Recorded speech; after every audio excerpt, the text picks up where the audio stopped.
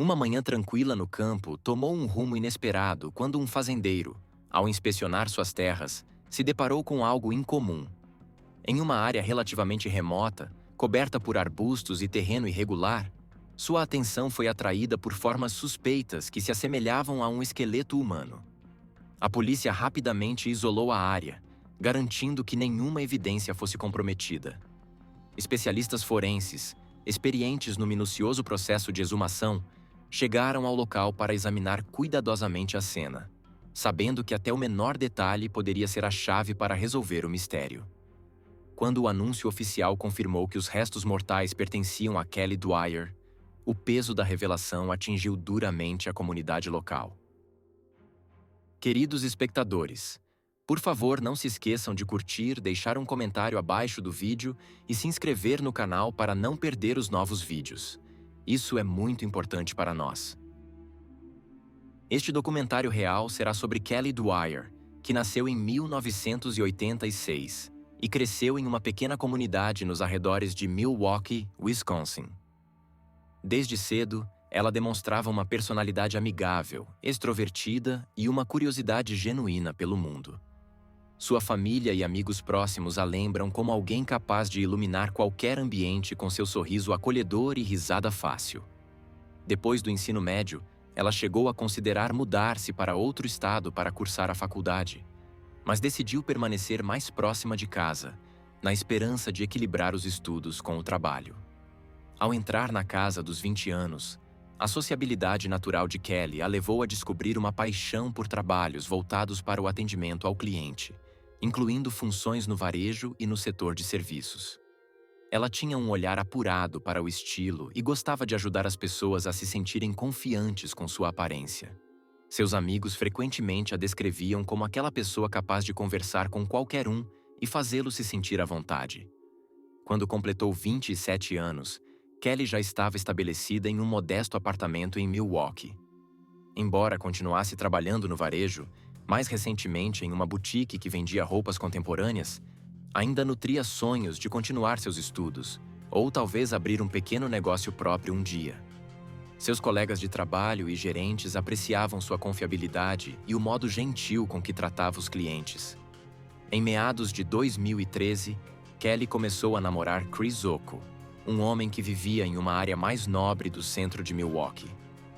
Embora pouco se saiba publicamente sobre o início do relacionamento, aqueles que os viam juntos lembram que Kelly parecia feliz, desfrutando da empolgação de namorar alguém cujo estilo de vida era um pouco mais acelerado que o dela. No dia 5 de outubro de 2013, Kelly terminou seu turno na boutique. Naquela sexta-feira à noite, ela registrou o fim do expediente pouco depois das 8. Acenou rapidamente para a colega que fechava a loja e saiu para o ar fresco do outono, enviando uma mensagem casual a uma amiga, mencionando que passaria a noite na casa do namorado. Não havia qualquer sinal de apreensão em suas últimas mensagens. No entanto, nos dias seguintes, o celular de Kelly, normalmente ativo e responsivo, ficou em completo silêncio. E isso, por si só, começou a preocupar seus amigos. Inicialmente, eles tentaram acalmar-se, lembrando uns aos outros o quanto Kelly podia ser espontânea. Afinal, ela já havia feito pequenas viagens de última hora para trilhas ou escapadas curtas. Mas, à medida que um dia de silêncio se transformou em 2, e ela faltou a um turno de fim de semana, algo que nunca fazia, os alarmes começaram a soar. Sua mãe, que morava em outra parte de Wisconsin, sentiu um pressentimento indescritível quando repetidas ligações e mensagens para o telefone de Kelly permaneceram sem resposta. Na segunda-feira, o gerente da boutique observou que ela havia deixado de comparecer ao trabalho por 2 dias consecutivos. Algo totalmente incomum para a funcionária pontual e dedicada que Kelly era. Com crescente urgência, a mãe de Kelly e uma amiga próxima foram até a delegacia local para registrar o desaparecimento. Os policiais anotaram as informações, mas, seguindo o protocolo padrão em casos de adultos desaparecidos, lembraram a todos que Kelly poderia ter saído por vontade própria, pedindo um pouco mais de tempo. Apesar da cautela inicial, aqueles que conheciam Kelly melhor foram enfáticos. Algo estava errado. Ela era sociável, sim, e aberta a aventuras, mas também era extremamente comprometida com seus amigos e com o trabalho. Em poucos dias, as conversas sobre seu desaparecimento se espalharam além do círculo íntimo, envolvendo colegas, conhecidos e até comércios locais. A boutique onde ela trabalhava ajudou a imprimir cartazes de desaparecimento com uma foto clara de Kelly sorrindo em um vestido floral. Logo, esses cartazes foram colados em postes de telefone, murais de cafeterias e vitrines de restaurantes locais, pedindo que qualquer pessoa com informações se apresentasse. Quem lia o cartaz descobria que Kelly havia sido vista pela última vez nas primeiras horas de 5 de outubro, entrando em um prédio residencial no centro, capturada por uma câmera de segurança. Uma câmera que nunca registrou sua saída. Esse único fato, a ausência de imagens mostrando sua partida, alimentou especulações imediatas. Será que ela saiu por outra saída? Ou algo sinistro aconteceu atrás daquelas portas? Enquanto isso, emissoras locais começaram a dar destaque ao caso, enviando repórteres para transmitir atualizações em frente ao prédio, com microfones em mãos e expressões sombrias. Mostravam trechos granulados das filmagens de segurança, nas quais Kelly aparecia entrando, vestindo jeans, uma jaqueta leve e carregando uma pequena bolsa. Parecia uma noite comum de sexta-feira. Uma manhã tranquila no campo tomou um rumo inesperado quando um fazendeiro, ao inspecionar suas terras, se deparou com algo incomum. Em uma área relativamente remota, coberta por arbustos e terreno irregular, sua atenção foi atraída por formas suspeitas que se assemelhavam a um esqueleto humano. A polícia rapidamente isolou a área, garantindo que nenhuma evidência fosse comprometida. Especialistas forenses, experientes no minucioso processo de exumação, chegaram ao local para examinar cuidadosamente a cena, sabendo que até o menor detalhe poderia ser a chave para resolver o mistério. Quando o anúncio oficial confirmou que os restos mortais pertenciam a Kelly Dwyer, o peso da revelação atingiu duramente a comunidade local.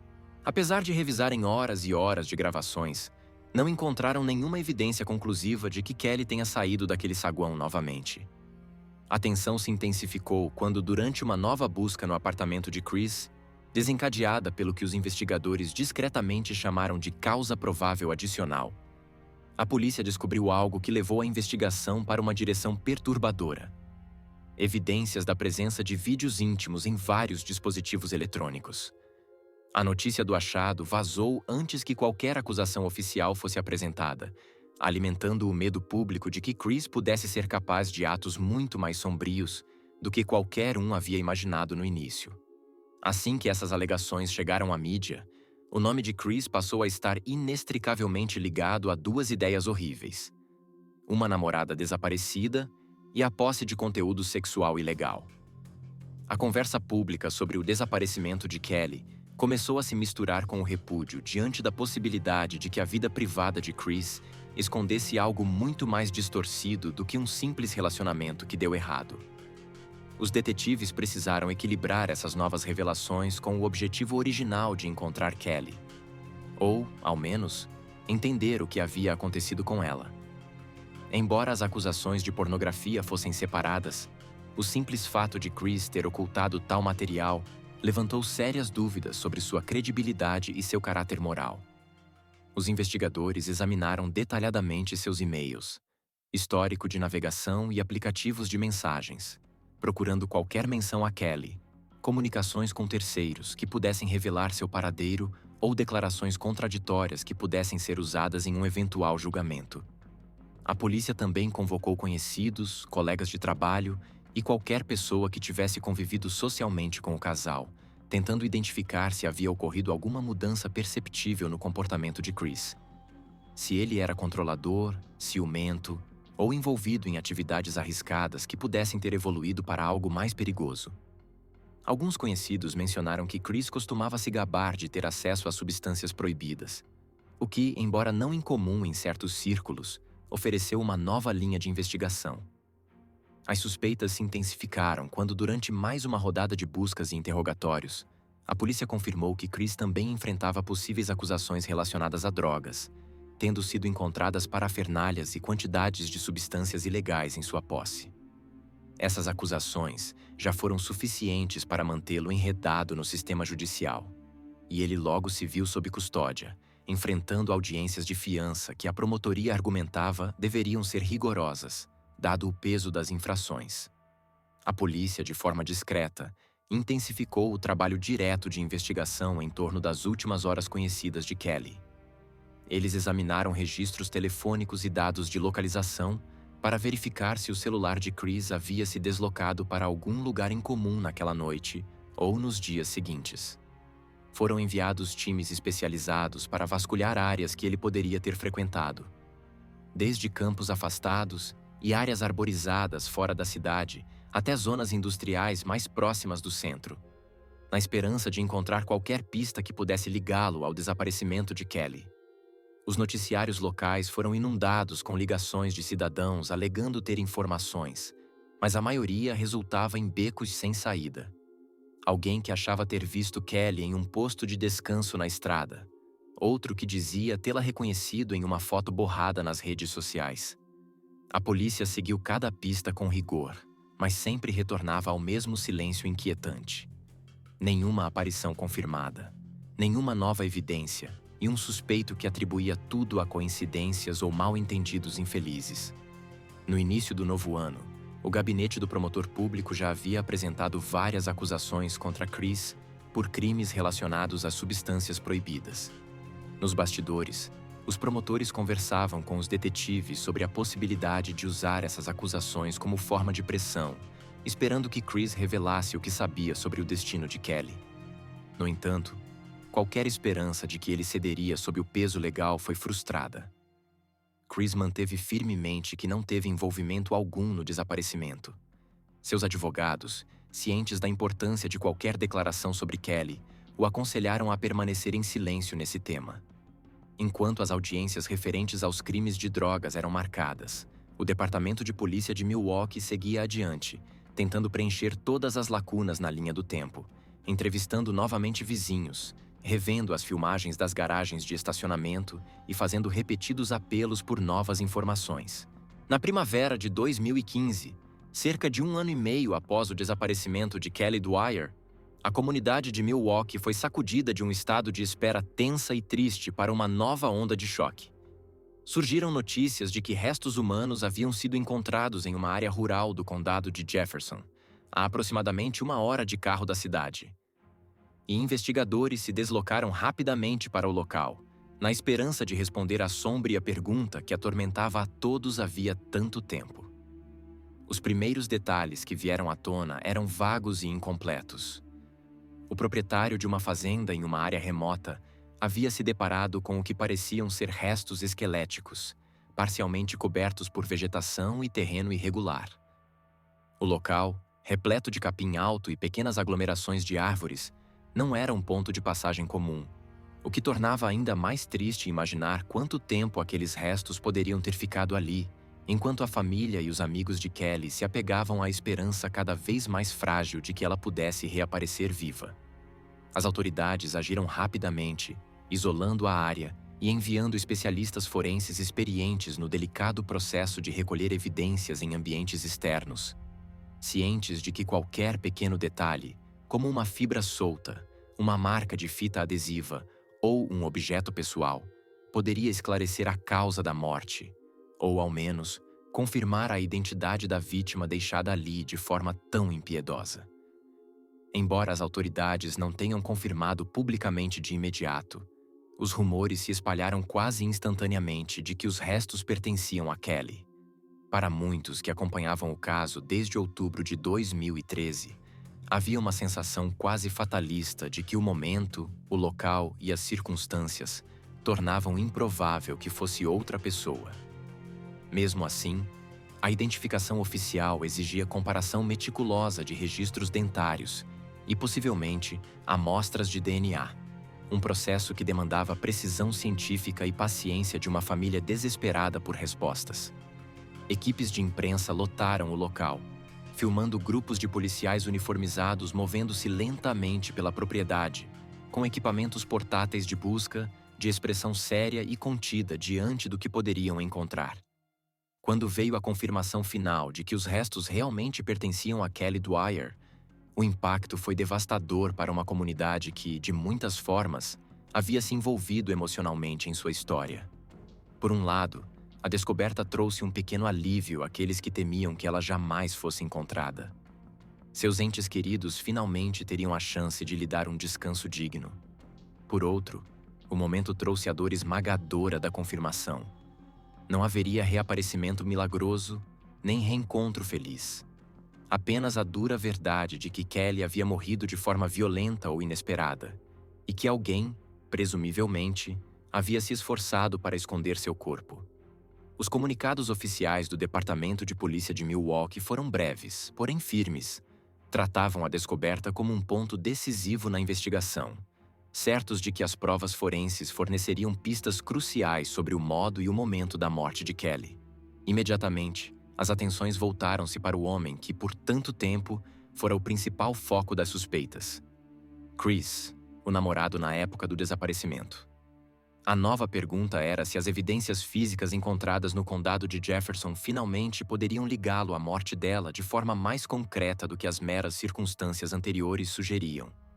Embora a polícia mantivesse sigilo sobre os detalhes, jornalistas locais relataram que certos pertences pessoais encontrados próximos aos restos de Kelly haviam sido enviados ao Laboratório Criminal Estadual para análise de DNA.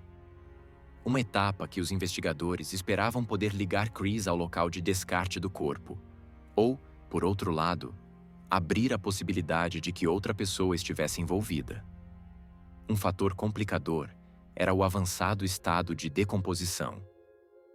Kelly estava desaparecida havia mais de 1 ano e meio, e os rigorosos invernos e verões úmidos de Wisconsin haviam certamente afetado os vestígios forenses. Determinar a causa da morte, estrangulamento, traumatismo ou overdose, seria agora muito mais difícil do que teria sido se os restos tivessem sido descobertos antes. Mesmo assim, a participação de patologistas forenses experientes trazia certa esperança de que ainda existissem marcas cruciais, no estado dos ossos, em resíduos de tecidos ou nas amostras de solo ao redor. Com o passar dos dias, mais evidências surgiam, mas as declarações oficiais ao público permaneciam vagas. Continuamos a analisar novos dados. Ou acreditamos que outras pessoas possam ter informações relevantes. O público se perguntava como alguém poderia ter transportado o corpo de Kelly para uma área tão isolada, se isso sugeria premeditação ou desespero, e se havia a possibilidade de mais alguém envolvido na tragédia. Diante desse cenário, a mãe de Kelly decidiu falar publicamente, cercada de amigos que seguravam fotos da filha em momentos felizes. Ela expressou uma dor profunda, mas também uma determinação firme em buscar justiça, afirmando que a vida de sua filha não seria lembrada apenas por seu final trágico, mas também pela bondade e alegria que ela espalhou durante seus 27 anos. Muitos compareceram às vigílias para acender velas em sua memória. Alguns deles jamais haviam conhecido Kelly, mas todos compartilhavam a mesma esperança de que a verdade finalmente viesse à tona. Enquanto isso, a descoberta dos restos mortais de Kelly deu ao Departamento de Polícia de Milwaukee o impulso necessário para aumentar a pressão sobre Chris. A lógica era simples: se conseguissem vincular até o menor artefato físico da cena do crime, como uma fibra, uma marca de pneu ou um fio de cabelo, a ele, estariam muito mais próximos de construir um caso de homicídio, em vez de apenas suspeitá-lo. Ao mesmo tempo, os promotores do gabinete do procurador do distrito viram na descoberta uma oportunidade de reabrir diálogos sobre possíveis acordos judiciais. Talvez, teorizaram eles, se confrontado com a perspectiva de uma acusação de homicídio, Chris finalmente revelasse informações cruciais em troca de alguma clemência em outras acusações. Se, é claro, as provas realmente o implicassem. Circulavam rumores de que a equipe de defesa de Chris poderia argumentar que Kelly morreu acidentalmente, por uso de drogas ou algum outro infortúnio, e que ele entrou em pânico. No entanto, sem provas forenses que indicassem uma overdose ou qualquer anotação em que Kelly mencionasse um plano de consumir substâncias perigosas, tal defesa parecia, no mínimo, especulativa, e o ceticismo público era grande. Muitos acreditavam que, se a morte de Kelly tivesse sido realmente acidental, não haveria necessidade de esconder seu corpo em uma área rural isolada e permanecer em silêncio por mais de um ano. Mesmo assim, essas teorias em constante rotação apenas ressaltavam a complexidade enfrentada pelos investigadores. Em casos de grande repercussão, a linha entre busca de fatos e caça a rumores pode se confundir. E o Departamento de Polícia de Milwaukee aprendeu da maneira mais difícil que declarações públicas incompletas podem gerar especulações selvagens que obscurecem a verdade em vez de esclarecê-la. Durante esse período, o local da descoberta tornou-se um verdadeiro formigueiro de atividades, com antropólogos forenses peneirando meticulosamente terra e detritos, fotografando cada ângulo e coletando amostras para análises laboratoriais avançadas. Esse processo minucioso levou dias, e mesmo após a remoção dos restos mortais, buscas adicionais continuaram em torno da área. Os agentes queriam garantir que não deixassem escapar nada, nem mesmo algo aparentemente trivial como um pedaço de roupa ou uma joia, que pudesse ter enorme importância em um tribunal. Moradores próximos à propriedade relataram ter visto viaturas policiais estacionadas à beira da estrada por semanas, e muitos admitiram que todo o episódio os deixou profundamente abalados. O impacto emocional dessa confirmação foi incalculável. Por meses, a família viveu entre a esperança e o desespero, mas a confirmação final da identidade de Kelly, obtida através dos registros dentários, obrigou-os a aceitar o inevitável. Silenciosamente, nos bastidores, os detetives continuaram perseguindo todas as pistas, cientes de que a janela para novas descobertas poderia ser curta. Embora evitassem divulgar detalhes, as autoridades insinuaram que haviam obtido indícios promissores na cena. Milwaukee se preparava para a próxima fase. Uma fase que, todos esperavam, traria responsabilidade real para a pessoa, ou pessoas, envolvidas em sua morte e ocultação. Depois de tantas falsas esperanças, rumores não confirmados e becos sem saída devastadores, a cidade prendeu a respiração, consciente de que a resolução final poderia ser tão brutal quanto tudo o que veio antes, mas ainda assim necessária, se a família e os amigos de Kelly quisessem encontrar algum vestígio de paz diante de uma tragédia inimaginável. Nos meses seguintes, o caso da promotoria passou a se concentrar na ideia de que Chris tinha tanto o motivo quanto a oportunidade para prejudicar Kelly. Eles sustentavam que ela morreu em seu apartamento no centro da cidade, após uma noite de uso de substâncias proibidas. Um cenário que, segundo sua teoria, terminou de forma fatal devido a uma overdose que ele não relatou ou a um ato de violência que Chris tentou encobrir. Argumentavam ainda que, mesmo que ela tivesse morrido acidentalmente, o fato de Chris esconder o corpo em um local rural remoto demonstrava consciência de culpa e um desespero em escapar das consequências.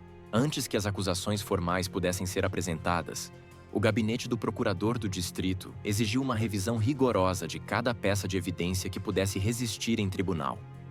Registros telefônicos traçando a localização de Chris em horários suspeitos, suas declarações inconsistentes sobre o momento em que Kelly supostamente deixou o apartamento e quaisquer vínculos forenses, como fibras de suas roupas ou vestígios de DNA, que pudessem ter sido transferidos para seu veículo.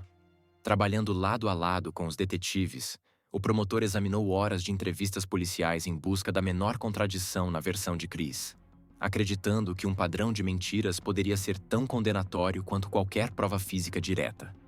As audiências preliminares ofereceram um vislumbre das evidências que os promotores esperavam usar para convencer o júri de que Chris era responsável pela morte de Kelly. Grande parte do caso se apoiava em um rastro digital condenatório. Os dados de localização mostravam o celular de Chris deixando a cidade nas horas após Kelly ter sido vista pela última vez, seguindo uma rota compatível com o condado de Jefferson, embora com lacunas que sugeriam que o aparelho havia sido desligado ou saído da área de serviço. Zocco alegou ter dirigido 160 milhas de ida e volta para comprar meio quilo de queijo para os pais de sua namorada. mas os investigadores afirmaram que ele fez isso para finalmente se livrar do corpo de Kelly em algum lugar rural de Wisconsin.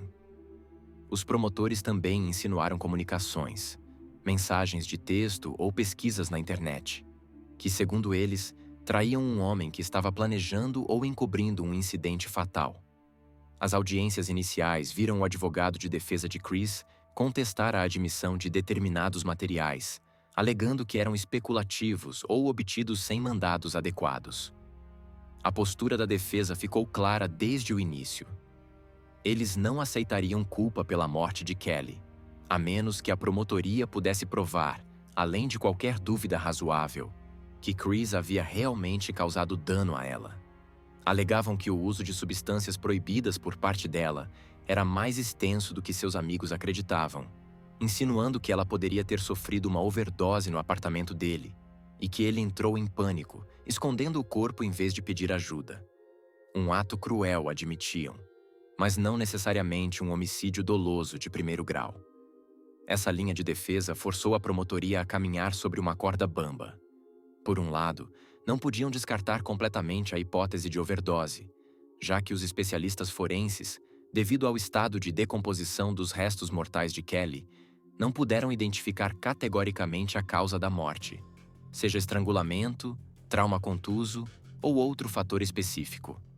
Por outro, o comportamento de Chris após a morte, supostamente transportando o corpo de Kelly, descartando seus pertences pessoais e mentindo à polícia, constituía, na visão deles, um forte indício de culpa. Observadores do julgamento notaram que Chris parecia abatido, ocasionalmente lançando olhares em direção à mãe de Kelly, mas de resto, demonstrando pouca emoção. Nas declarações de abertura, a promotoria apresentou sua narrativa central. Chris e Kelly haviam usado substâncias ilegais, uma prática comum dele, que às vezes a pressionava a seguir. E sob efeito dessas substâncias, ela perdeu a consciência. Em vez de procurar ajuda médica, Chris teria adiado qualquer reação, seja por medo de envolvimento policial em seus negócios ilícitos, seja devido a uma possível briga entre os dois. Os promotores argumentaram que, ao negligenciar o pedido de ajuda e depois esconder deliberadamente o corpo de Kelly, Chris demonstrou que sabia ter causado ou contribuído para sua morte de forma imprudente. Também mencionaram registros telefônicos que o colocavam na região do condado de Jefferson na época em que o telefone de Kelly deixou de transmitir sinais. Integrado a essa narrativa estava o testemunho dos patologistas forenses, que admitiram não poder determinar uma lesão letal específica, mas afirmaram que a condição dos restos mortais de Kelly indicava um sepultamento apressado e clandestino, algo que nenhuma pessoa inocente faria. A defesa, por sua vez, manteve-se firme na tese da overdose. Apoiaram-se na incerteza das conclusões da autópsia, argumentando que não conseguir provar a causa da morte equivalia a não conseguir provar homicídio. Descreveram Chris como alguém tomado pelo pânico, e sim, pela covardia moral, mas não como um assassino a sangue frio. Nas contra-interrogações, pressionaram os peritos a reconhecer as limitações de suas análises, apontando que, sem sinais definitivos de estrangulamento ou agressão física, a alegação de que Chris havia intencionalmente causado dano a Kelly era puramente especulativa. As interrogações da defesa aos investigadores também foram incisivas, questionando se o departamento não teria decidido cedo demais que Chris era o culpado, negligenciando outras linhas de investigação.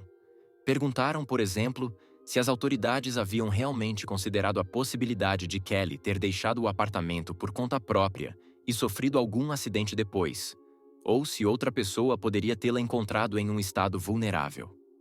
Esses argumentos pareceram frágeis para os observadores, mas em um julgamento criminal, onde o Estado deve provar a culpa além de qualquer dúvida razoável, até narrativas tênues podem gerar dúvidas na mente dos jurados. Conforme o julgamento avançava, a promotoria apresentou o que chamou de sua prova principal. Uma série de mensagens de texto parcialmente recuperadas por especialistas forenses digitais, nas quais Chris demonstrava frustrações com Kelly, mencionando sua suposta relutância em acompanhar seu estilo de vida e uso de drogas. Uma mensagem particularmente sombria foi lida em voz alta, na qual Chris disse a um amigo que Kelly não consegue lidar com o que eu faço e que vou ter que resolver isso depois. Embora a defesa tenha argumentado que a frase se referia apenas a brigas comuns de casal. Mais potencialmente incriminadores foram os registros de localização do celular de Chris, mostrando o dispositivo viajando por uma rota incomum, que os promotores mapearam em detalhes, alinhando horários aproximados com as horas após Kelly ter sido vista viva pela última vez. Eles insistiram que, mesmo que a forma exata da morte permanecesse incerta, as ações subsequentes de Chris, eliminar o corpo cuidadosamente, oferecer explicações contraditórias a amigos e investigadores e seguir com sua vida sem alertar ninguém, constituíam a essência do homicídio imprudente. A defesa retrucou que repugnância moral não equivalia necessariamente à culpa legal por homicídio. Se Kelly morreu de overdose, esconder seu corpo era, sem dúvida, um ato abominável, mas não sinônimo de assassinato. Cada lado apelou ao júri para ver através das supostas distorções do outro, culminando em uma espera tensa pelo veredito final. Quando o júri retornou, o ambiente estava carregado de uma gravidade quase palpável. Câmeras de notícias permaneceram do lado de fora do tribunal, capturando cada mudança de expressão no rosto dos espectadores. No fim, o júri considerou Chris culpado de homicídio culposo em primeiro grau e ocultação de cadáver. Um veredito que gerou uma onda de emoção, tanto de alívio quanto de tristeza, entre os presentes. A mãe de Kelly chorou abertamente, segurando um pequeno pingente com a fotografia da filha. Já a equipe de defesa, em contraste, anunciou discretamente sua intenção de apelar, alegando que as provas forenses eram inconclusivas e que referências prejudiciais a outras acusações de Chris haviam contaminado a percepção do júri. Ainda assim, a realidade imediata prevaleceu. Chris enfrentaria uma longa pena de prisão. Durante a fase de sentença, os promotores descreveram-no como um indivíduo manipulador que não apenas causou ou permitiu a morte de Kelly, mas também tentou apagar qualquer vestígio de sua existência depois. Os advogados de Chris pediram clemência, argumentando que, embora suas decisões fossem erradas, foram fruto de vício e pânico, e não de uma intenção deliberada de matar. O juiz-presidente, entretanto, deixou claro que abandonar o corpo de alguém em um campo remoto sem notificar as autoridades, especialmente alguém com quem se tinha um relacionamento, exigia uma responsabilização proporcional à gravidade da perda. No fim, em dezembro de 2018, Chris Ocko foi condenado a 31 anos de prisão pelo assassinato de Kelly Dwyer.